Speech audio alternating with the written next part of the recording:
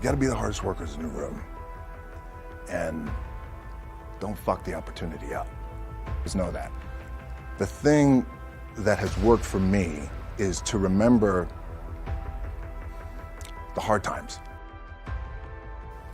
Anything big that would happen, I would always take a moment and I just remind myself, all right, I was evicted when I was 14. We were kicked off the island. We couldn't live in Hawaii. Had no place to live.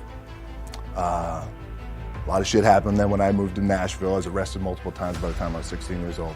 Like, I remember that.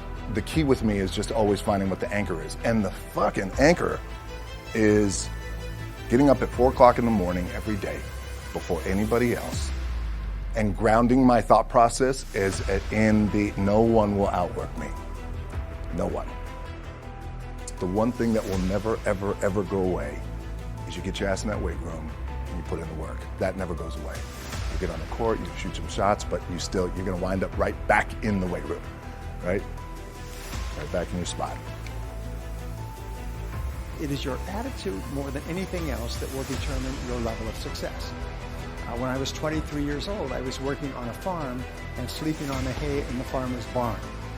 At the end of the harvest, I was uneducated, I was unskilled, and I was once more unemployed. And the only job I could get was knocking on doors, cold calling, from door to door. And I had no training and no experience. The only thing I could think of was to work hard. I was told that selling is not really a selling job, it's really a rejection job. And the more rejections you get, the more sales you'll make. This was the totality of my sales training. So I used to get up earlier and earlier each day so I could knock on more doors so I could be rejected more often. I would sometimes work 12 to 14 hours a day. I worked 30 days before I made my first sale.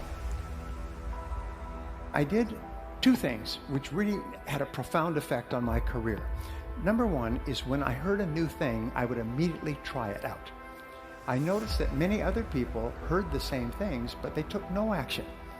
They wouldn't take any action at all, whereas when I heard something new, I would run out and I would try it out quickly.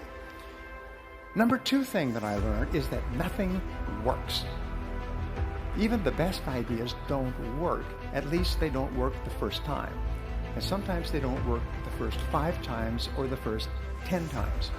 So I made a resolution that if I heard a good idea, I would try it 5 or 10 times before I passed judgment.